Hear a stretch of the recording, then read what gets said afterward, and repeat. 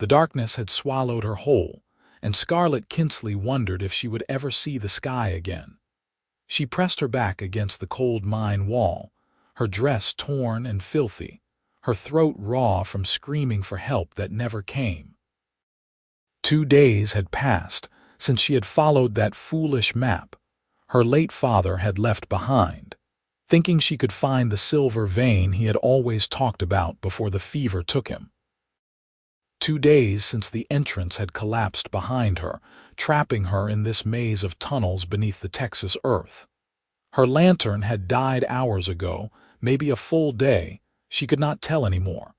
Time had become meaningless in the absolute black. Her canteen was empty. Her lips were cracked and bleeding. She had given up on crying because tears were a waste of precious moisture her body could not spare. Scarlett was 22 years old, and she was going to die in this hole. She thought about her mother, buried 3 years now beside her father in the Shafter Cemetery. She thought about the small house she had lived in all her life, the one she would lose to the bank if she could not pay the debt her father had left behind. That was why she had come to the abandoned Esperanza mine in the first place, chasing a dream that turned into a nightmare. She thought about all the things she would never do, never see, never feel. She had never been in love. She had never been kissed properly, not counting Tommy Henderson's clumsy attempt at the church social when she was 17. She had never traveled beyond Presidio County. Her life had been small and hard and short.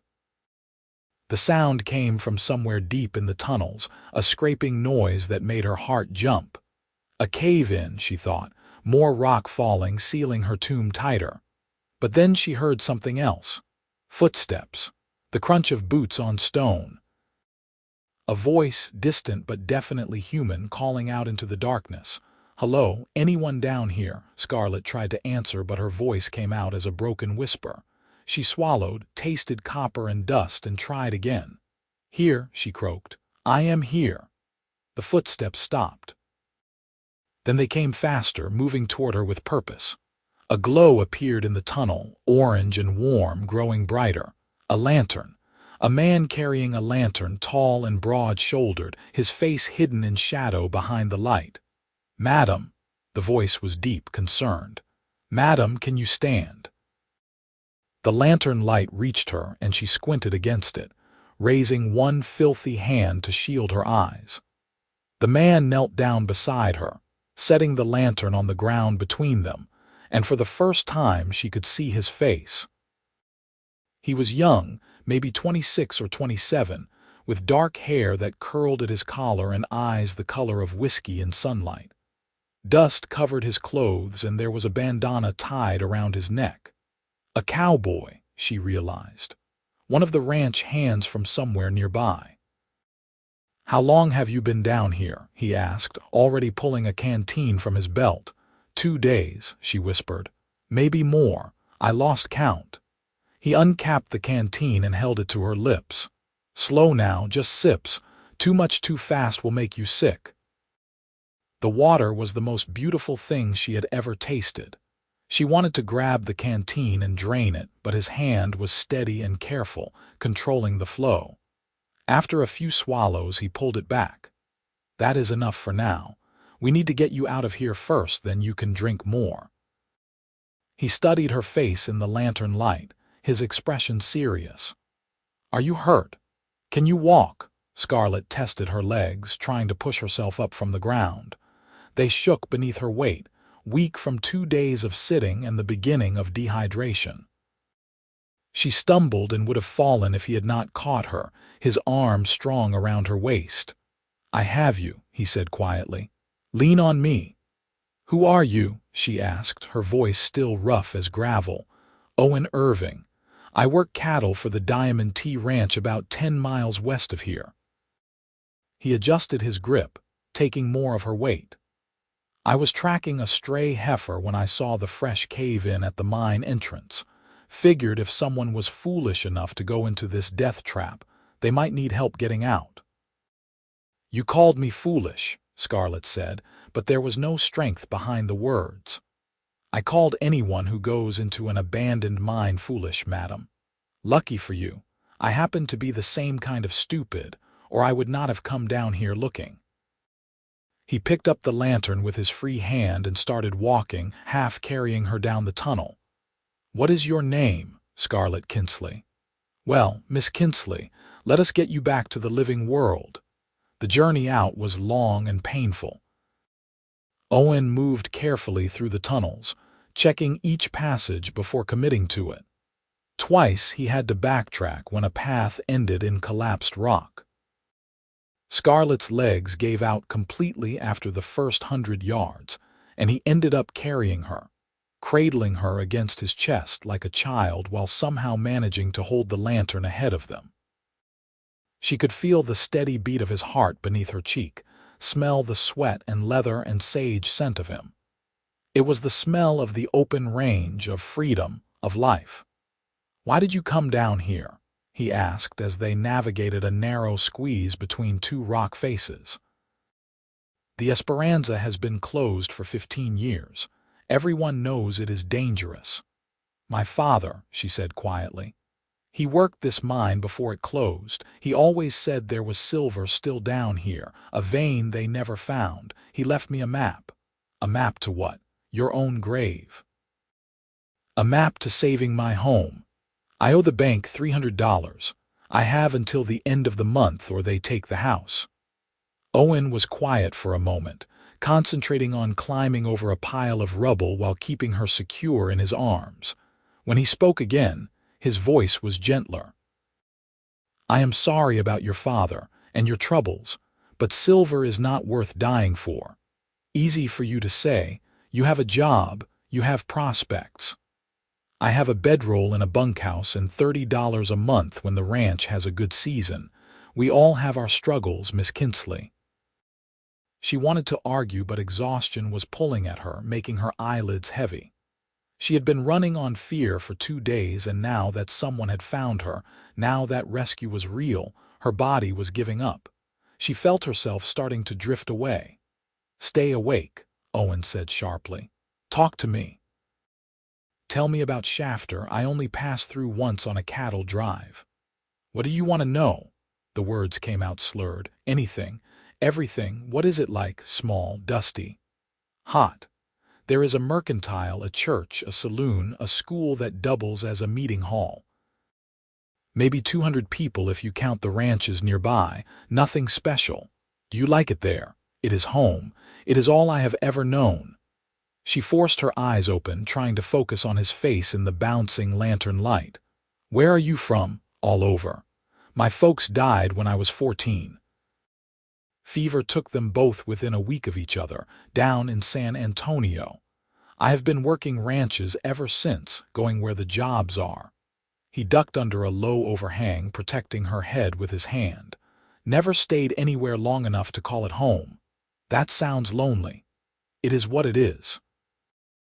They emerged from a side tunnel into a larger passage, and Scarlett felt something she had not felt in 2 days. A breeze, faint but real, fresh air moving against her skin. She drew in a shaking breath and almost sobbed with relief. "Almost there," Owen said. "Just a little further." The main entrance was still blocked, she realized as they got closer. The collapse that had trapped her had sealed the original way in and out. But Owen had come in through a different route, a narrow vertical shaft that dropped down from the surface. She could see daylight above, a circle of brilliant blue sky that hurt to look at. A rope hung down the shaft, tied to something above ground. "I am going to need both hands for this," Owen said. "Can you hold on to me? Wrap your arms around my neck and your legs around my waist." Scarlett did as he instructed, clinging to him like a burr on a saddle blanket. He was solid and warm and alive, and she pressed her face against his shoulder as he grabbed the rope and started to climb. The ascent was slow and difficult. She could feel the strain in his muscles, hear the harsh rasp of his breathing. Twice he stopped to rest, his boots braced against the shaft wall, holding them both in place through sheer strength. But he never complained, never suggested leaving her behind while he went for help. He just kept climbing. When they broke through into the sunlight, Scarlett cried out and squeezed her eyes shut. The brightness was agony after so long in the dark. Owen lowered her gently to the ground beside the shaft, then collapsed next to her, breathing hard. "Give it a minute," he panted. "Your eyes will adjust." She lay on her back on the hard Texas earth and felt the sun on her face, felt the wind in her hair, heard the call of a hawk somewhere overhead. She was alive. Against all odds, impossibly, she was alive. When she finally opened her eyes, the world was a blaze of color and light. The sky was so blue it seemed unreal. The desert stretched out in all directions, sage and creosote and dust, beautiful in its harshness. Owen was sitting beside her, watching her with those whiskey-colored eyes, a small smile on his dust-covered face. "Welcome back, Miss Kinsley," he said. She sat up slowly, her head spinning. "You saved my life. I did what anyone would do. Anyone did not. You did." He looked away, uncomfortable with her gratitude. "My horse is tied up over that rise. Can you ride?" "I think so." He helped her to her feet and they walked together over the low hill. His horse was a sturdy paint gelding, ground-tied and waiting patiently. Owen lifted Scarlett into the saddle, then swung up behind her, reaching around to gather the reins. She settled back against his chest, too tired and overwhelmed to worry about propriety. "Where are we going?" she asked. "Shafter. I assume you live there." "Yes." "The house at the east end of town, near the old cottonwood." He turned the horse and they started across the desert at an easy walk. The sun was high overhead, marking it close to noon. If she had been trapped for 2 full days, it was now the 3rd day since she had entered the mine. Friday, she thought. It should be Friday. People in town would have noticed her missing by now. Mrs. Chen at the mercantile, Reverend Thomas. Maybe they were already searching. "Thank you," she said quietly. "I know I already said it, but thank you. I would have died down there. You are welcome." His voice was close to her ear, warm and low. "Try to rest. It is about an hour's ride." She did not mean to fall asleep, but exhaustion pulled her under like a riptide. When she woke, they were riding down the main street of Shafter and people were staring. "Mrs. Chen rushed out of the mercantile, her hands flying to her mouth. Reverend Thomas emerged from the church, his eyes wide. By the time Owen pulled the horse to a stop in front of her house, a small crowd had gathered. "Dear Lord, Scarlett," Mrs. Chen was wringing her hands. "We have been looking everywhere. The sheriff organized search parties. We thought you were dead." "She was trapped in the Esperanza mine," Owen said, dismounting and then helping Scarlett down. Her legs were still unsteady and he kept his arm around her waist. "She needs water, food, and rest. And probably a doctor." "I will fetch Doc Morrison," Reverend Thomas said, already hurrying away. Mrs. Chen took charge, ushering Scarlett toward the house while firing questions about keys and whether the door was locked.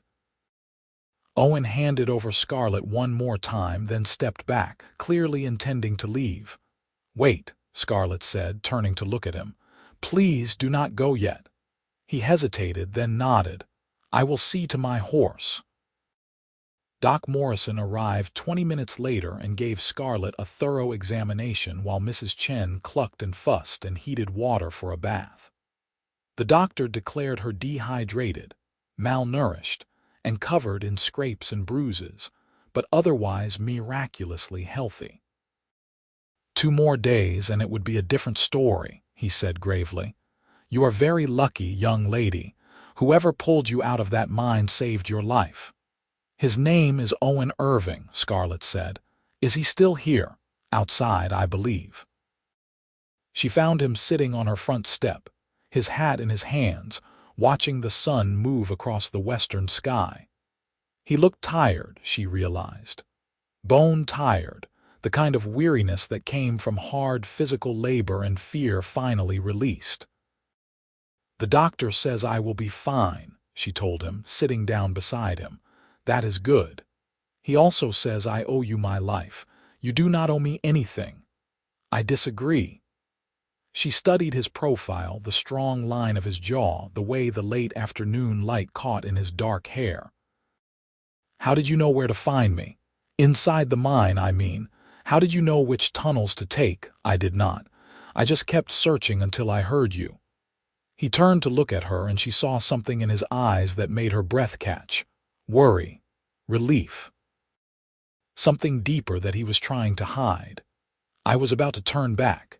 My lantern was running low on oil, and I knew if it went out we would both be stuck. Then I heard your voice. What if you had turned back 5 minutes earlier?" "I did not. That is what matters." They sat in silence for a moment, the weight of what had almost happened hanging between them. Scarlett reached out and placed her hand over his where it rested on his knee. His fingers were rough, calloused from years of rope and leather and hard work. "Stay for supper," she said. "Please." "It is the least I can do." Owen looked at their joined hands, then at her face.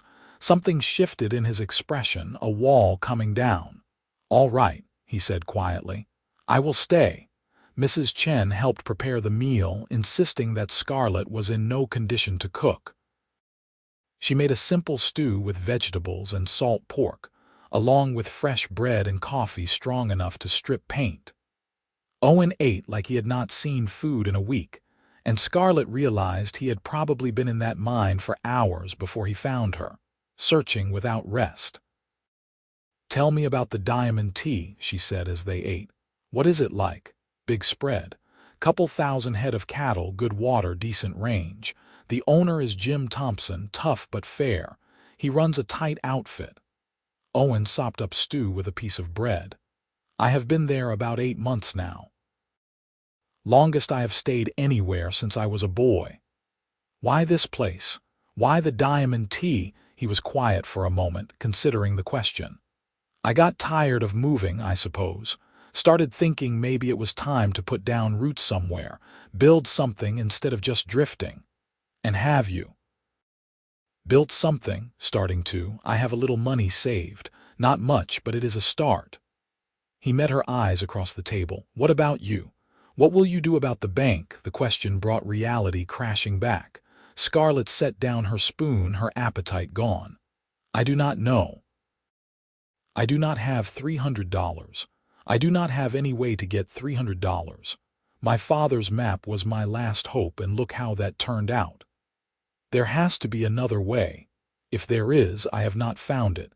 I have been trying for 6 months, ever since the bank sent the notice." She stared at her hands, at the new scrapes and bruises covering them. "I can sew, but there is not enough demand in Shafter for seamstress work to make that kind of money. I can cook and clean, but Mrs. Chen already has help at the mercantile, and the saloon is not exactly the kind of place I want to work.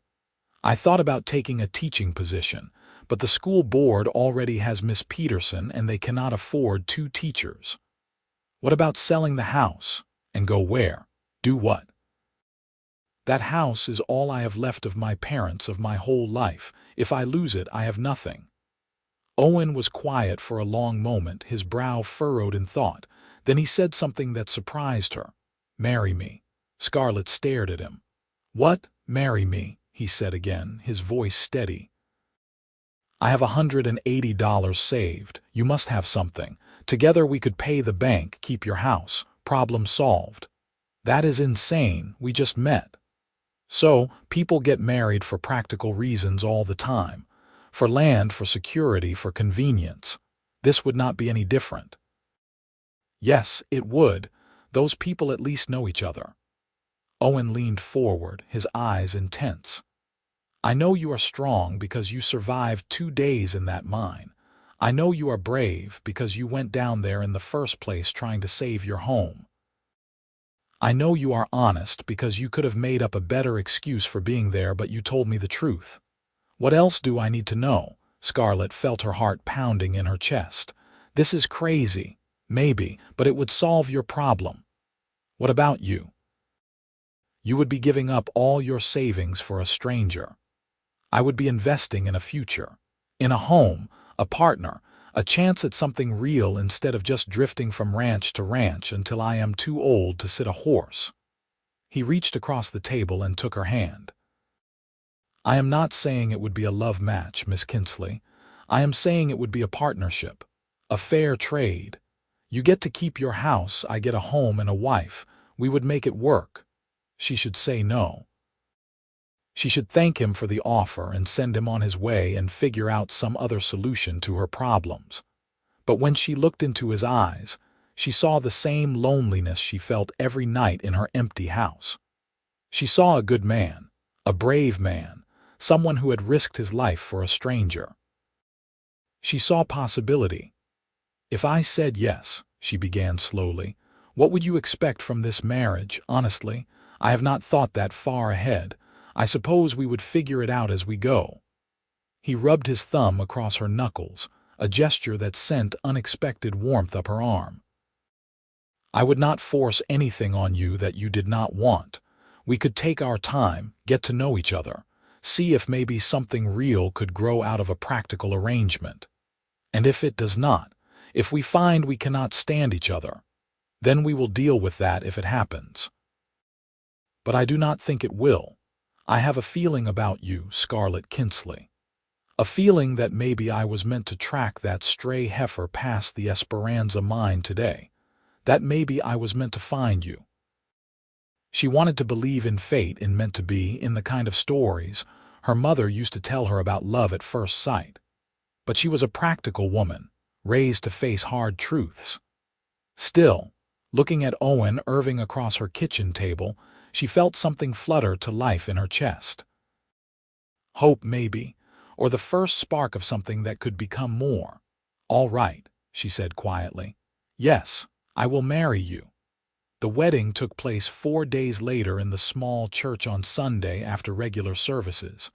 Reverend Thomas performed the ceremony with Mrs.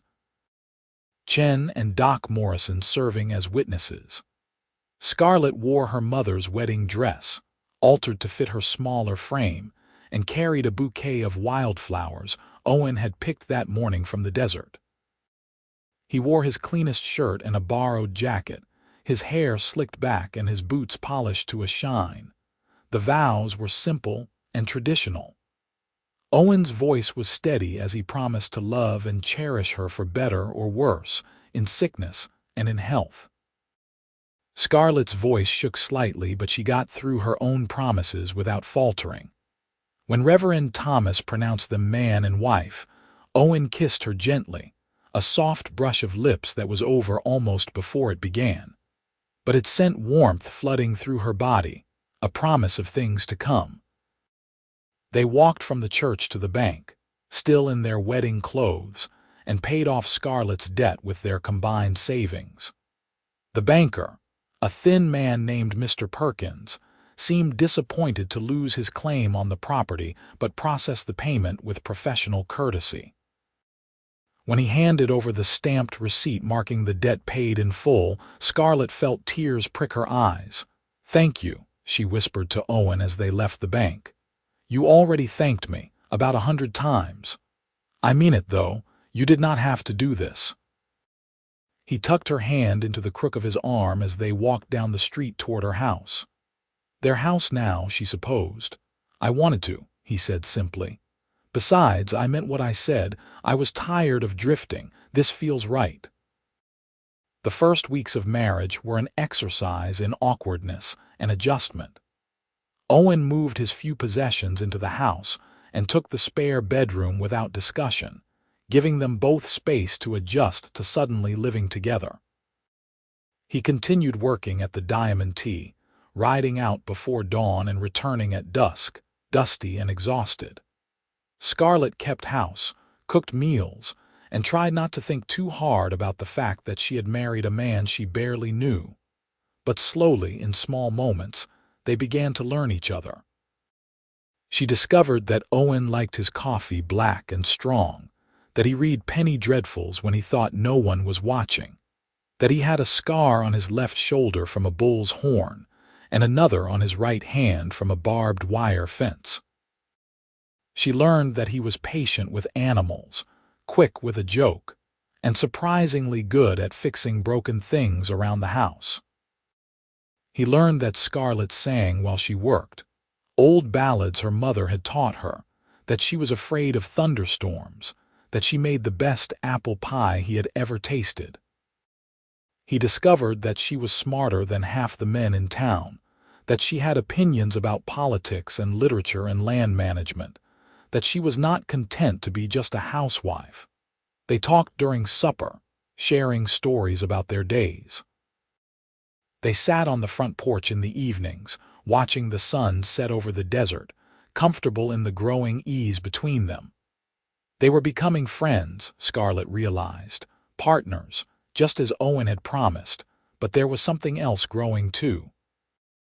Something neither of them talked about but both felt in the lingering glances and accidental touches. The brush of fingers when passing a plate, the warmth of standing close in the kitchen, the way her heart beat faster when he smiled at her, the way his eyes followed her across a room. 2 months into their marriage, Owen came home with news. Jim Thompson was looking to sell off a piece of land on the edge of the Diamond Tea property, 1,000 acres with good grass and a spring-fed creek. The price was fair, but it was still more money than they had. "I have been thinking," Owen said over supper. "If we could buy that land, I could start my own herd, build something of our own instead of working for someone else. It would be hard at first, maybe take years to turn a real profit, but it would be ours." Scarlett felt excitement kindle in her chest. How much does he want for it? $800. Her excitement dimmed. That is a lot of money. I know. But I have been saving everything I can from my wages, and I was thinking maybe you could sell some of your mother's things. Not everything, he added quickly, seeing her expression. Just the pieces that do not have sentimental value. The silver tea service, maybe, the fancy china, things you do not use. She thought about her mother's possessions, stored carefully in the sideboard and cupboards. Beautiful things from a more prosperous time, when her father's mining work had paid well. Things that gathered dust while she used plain, everyday dishes. "We could do it," she said slowly. "If we are careful, if we save and sell what we do not need, we could probably raise the money in 6 months, maybe 8. Owen reached across the table and took her hand, his grip warm and strong. "We would be partners in this, true partners, 50-50 on everything." I like the sound of that. They spent the next months working toward their goal with single-minded determination. Owen took on extra work breaking horses for neighboring ranches. Scarlett sold her mother's silver and china, opened a small sewing business taking in mending and alterations, and started baking pies to sell at the mercantile. Every penny was carefully saved and counted. During this time, something fundamental shifted between them. The partnership became deeper, more intimate. They moved from polite courtesy to genuine affection. Scarlett found herself looking forward to Owen's return each evening, found herself missing him during the long days. Owen started kissing her goodbye each morning, a quick press of lips that gradually became longer, sweeter, more meaningful. One night in late summer, 6 months after their wedding, they were sitting on the porch watching heat lightning flicker on the horizon. The air was thick and heavy, promising a storm. Owen had his arm around Scarlett's shoulders and she was leaning against him, comfortable and content. "I need to tell you something," Owen said quietly. She looked up at him. "What is it, this marriage, this life we are building?" "It stopped being a practical arrangement for me a while ago." He turned to face her fully, his eyes serious in the dim light. "I love you, Scarlett, truly love you. I should have told you sooner, but I was afraid. Afraid you did not feel the same way, afraid I would ruin what we have." Her heart was suddenly pounding so hard she could hear it in her ears. "Owen, you do not have to say anything. I just needed you to know. Whatever happens, whatever this becomes, I want you to know that she kissed him." Rose up on her toes and pressed her mouth to his, cutting off his words with action instead. For a moment he froze, surprised, and then his arms came around her, and he was kissing her back with a passion that stole her breath. This was nothing like the chaste pecks they had been exchanging. This was heat and hunger and months of growing desire finally unleashed. When they finally broke apart, both breathing hard, Scarlett rested her forehead against his. "I love you too," she whispered. "I think I have loved you since you carried me out of that mine. I was just too stubborn and scared to admit it." Owen laughed, the sound full of relief and joy. "We are a pair of fools, Aaron, not we. Married for 6 months and only now admitting what we feel. Better late than never." He kissed her again, softer this time but no less meaningful. Then he took her hand and led her inside, closing the door on the watching stars. They bought the land in October, counting out $800 in cash to Jim Thompson and receiving the deed in return. Owen quit his job at the Diamond T, and they spent the next months building their ranch from the ground up. They started small, buying 10 head of cattle and a good breeding bull with the last of their savings. Owen built corrals and a small barn while Scarlett managed the household and started a vegetable garden. It was hard work, exhausting and sometimes discouraging, but they did it together. The following spring brought their first calf, a healthy heifer that Scarlett insisted on naming Daisy. Owen teased her about naming livestock, but she noticed he started calling the calf by name too. They bought more cattle when they could afford it, slowly building their herd. Owen hired on help during roundup and branding, paying fair wages to the drifters and young cowboys looking for work. In their second year of marriage, Scarlett realized she was pregnant. She told Owen over breakfast on a cool November morning, watching his face transform from confusion to understanding to pure joy in the span of seconds. "A baby," he said, his voice full of wonder. "We are going to have a baby." "Yes. Doc Morrison confirmed it yesterday. He says I am about 2 months along, so the baby should come in late May or early June." Owen came around the table and pulled her into his arms, holding her so tightly she could barely breathe. "I love you," he said against her hair. "God, Scarlett, I love you so much. I love you too." Their son was born on a hot June evening in 1887, arriving with the sunset after a long day of labor. Doc Morrison delivered him in the bedroom while Owen paced the front room, wearing a path in the floorboards. When he finally heard the baby's first cry, he burst through the door before the doctor could stop him. Scarlett was exhausted, her hair plastered to her face with sweat, but she was smiling as she held their child. "Come meet your son," she said softly. Owen approached slowly, almost reverently, staring down at the tiny red-faced infant. "He is so small. He is perfect." Scarlett adjusted the blanket so Owen could see him better.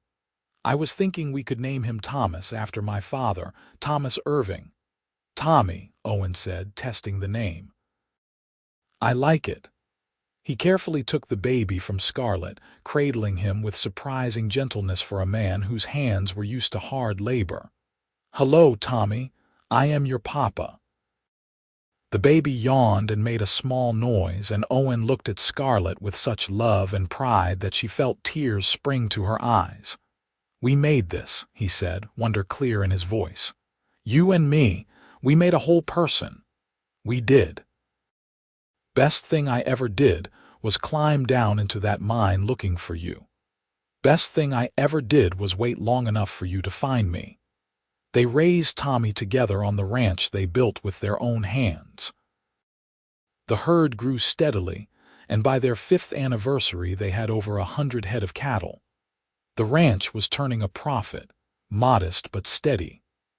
They hired a permanent hand, a quiet young man named Jack who lived in a small cabin Owen built near the barn. Life was good, full of hard work and simple pleasures. Scarlett never forgot those 2 days lost in the darkness, but the memory lost its sharp edges over time.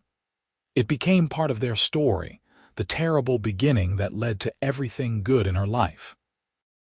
Sometimes, lying in bed with Owen's arms around her and Tommy sleeping in the next room, she thought about the girl she had been.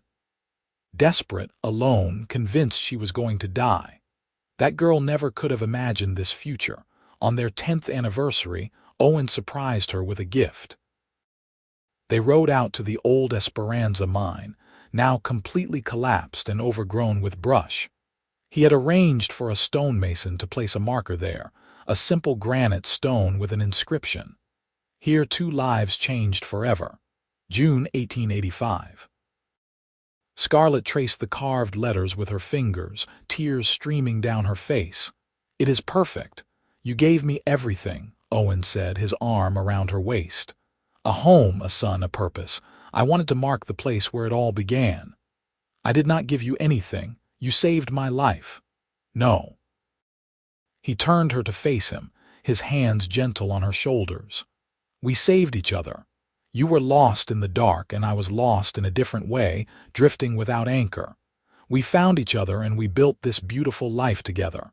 That is what this marker represents. Not just your rescue, but both of us finding what we needed."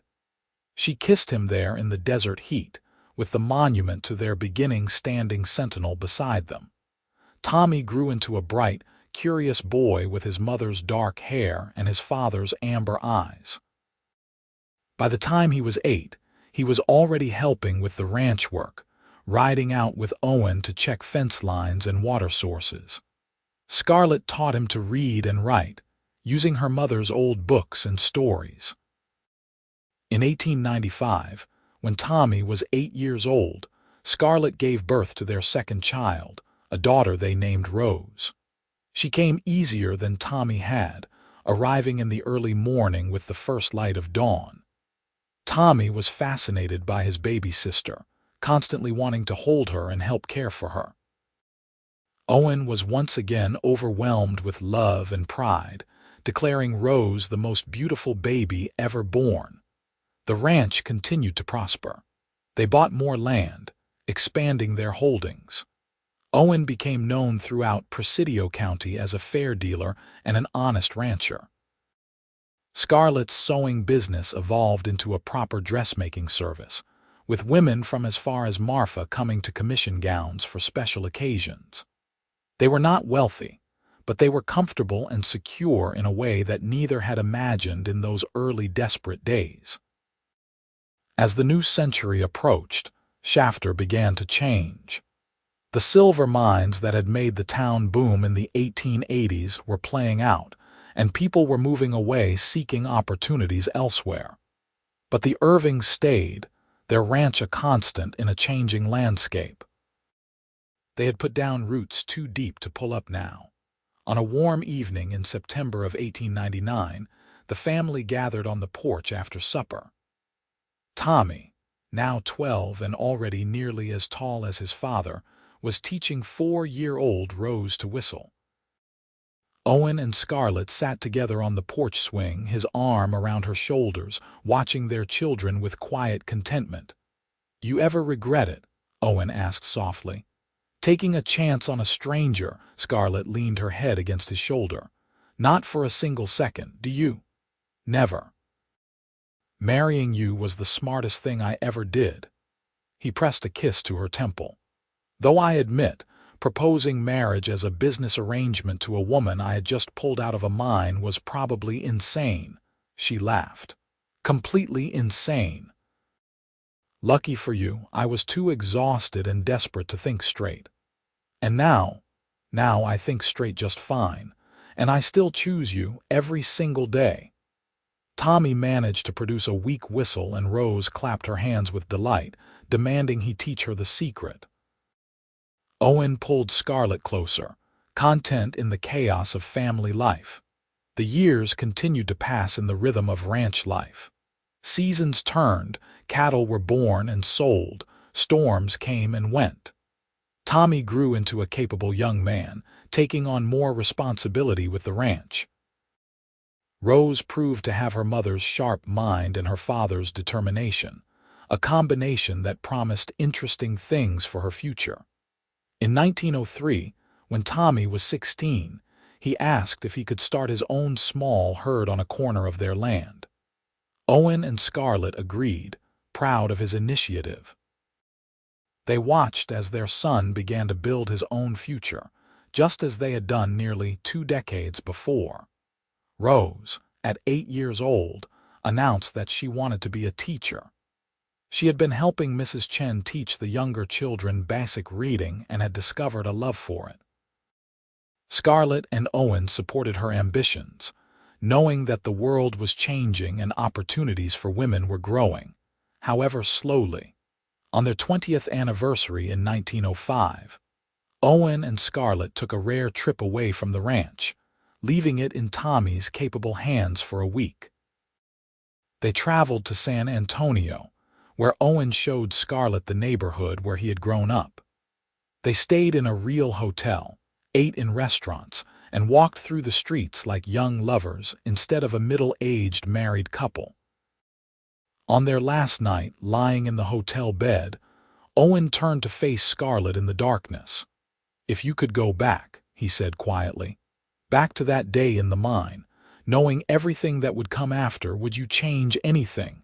Scarlett thought about it seriously, considering the question. The fear and pain of those 2 days, the desperate marriage that followed, the years of hard work and uncertainty, the joy and love that had grown from those rocky beginnings. "No," she said finally, "I would not change a thing. Because every struggle, every hard moment, every mistake and triumph led us here, led us to this life, these children, this love. I would go through it all again in a heartbeat." Owen kissed her softly. "So would I." They returned to the ranch renewed and refreshed, ready for whatever the future held. The years continued their steady march.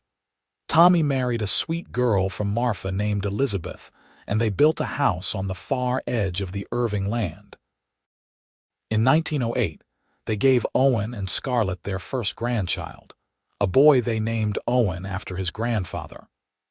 Rose grew into a beautiful, intelligent young woman who did indeed become a teacher, taking over the school in Shafter when Miss Peterson finally retired in 1910. She attracted suitors from across the county, but remained focused on her work, declaring she was in no hurry to marry. The ranch prospered through it all, a testament to the hard work and dedication Owen and Scarlett poured into it. They added a proper house to the property, built of adobe with a wide porch that wrapped around 3 sides. But Scarlett insisted on keeping the original house too, the little home where their marriage had begun. They used it as a guest house and storage, but it stood as a reminder of where they had started. In 1915, on a beautiful spring morning, Owen and Scarlett celebrated their 30th anniversary. The family gathered for a huge celebration, with Tommy and Elizabeth and their 3 children, Rose and her friends, neighbors from the surrounding ranches, and half the town of Shafter. There was food and music and laughter that carried long into the night.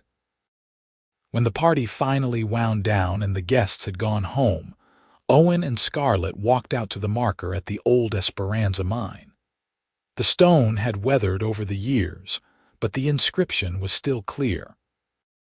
They stood together in the moonlight, hand in hand, looking at the monument to their beginning. 30 years, Scarlett said softly. "Sometimes it feels like yesterday you pulled me out of that darkness. Sometimes it feels like a lifetime ago." "It was a lifetime ago," Owen said. "A whole beautiful lifetime that we built together." He squeezed her hand. "And we are not done yet. We have got years left in us. Promise, promise." They stood there a while longer, two people who had found each other in the darkness and built something extraordinary in the light. The desert wind whispered around them, carrying the scent of sage and possibility. Above them, the stars wheeled in their ancient dance, witness to countless stories of love and loss and triumph. But this story, the story of Scarlett and Owen Irving, was one of the good ones. A tale of rescue and risk, of practical decisions that became passionate love, of two people who took a chance on each other and won everything worth having. As they walked back to their home, their steps matched and easy after 30 years of walking together, Scarlett thought about that terrified girl lost in the mine. If she could send a message back through time, she would tell that girl to hold on just a little longer.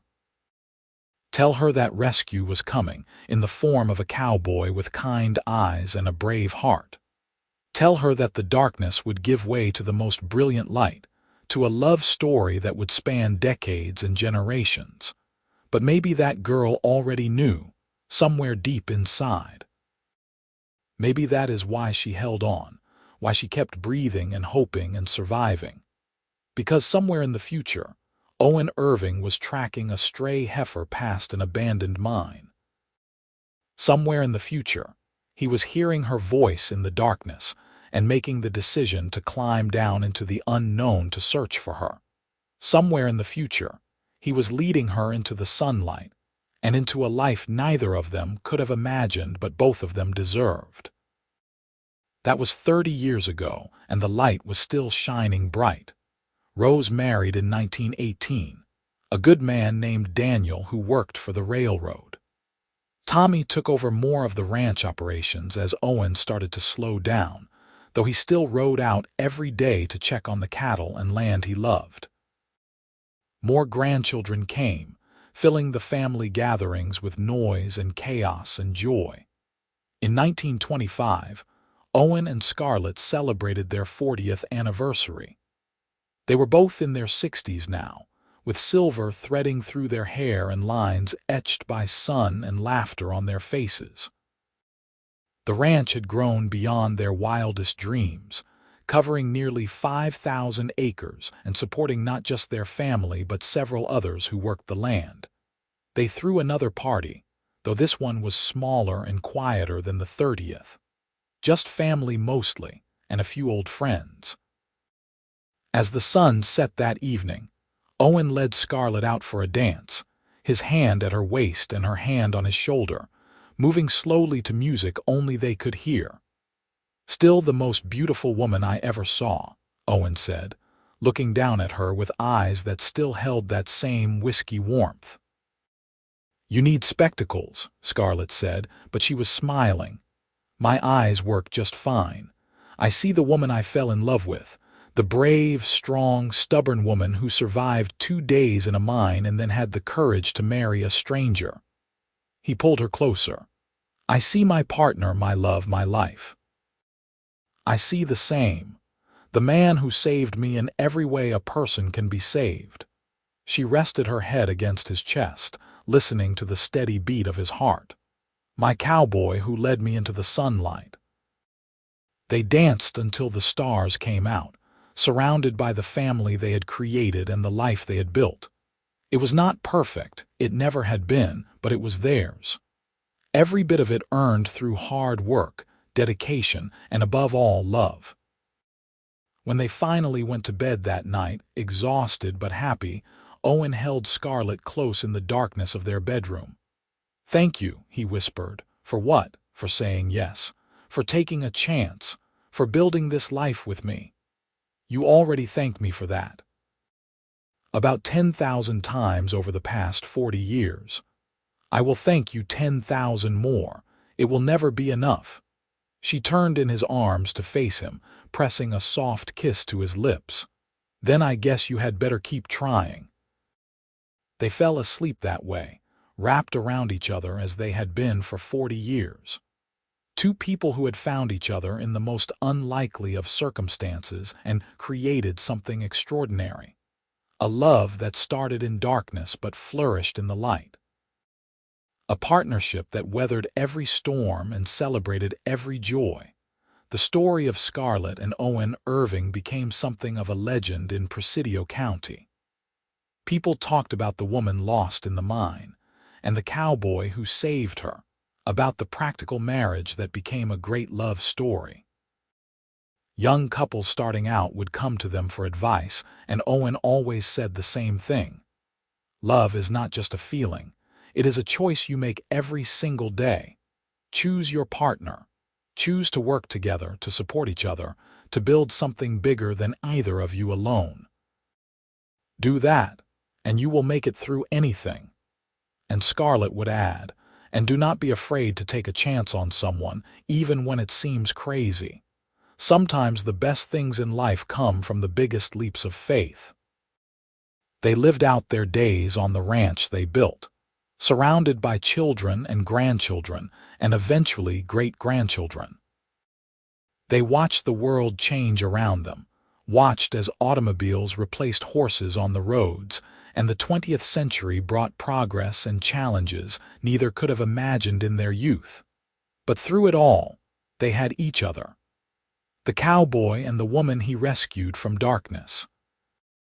The unlikely couple who became the greatest love story the West Texas desert had ever known. And when people asked them the secret to their long and happy marriage, they would just smile and say the same thing. We saved each other, because that was the truth. In that abandoned mine in June of 1885, 2 lives changed forever. Scarlett found rescue and hope. Owen found purpose and home. Together, they found love that lasted a lifetime and beyond, written in the land they worked and the family they raised and the memories they made. The old Esperanza mine was long forgotten by most, collapsed and buried under desert sand. But the marker remained, that simple stone declaring here 2 lives changed forever. And every year on their anniversary, for as long as they were able, Owen and Scarlett would ride out to that spot and stand together, remembering the beginning of their story. The story of how a cowboy led a lost woman into the sunlight, and they lived, truly lived, happily ever after.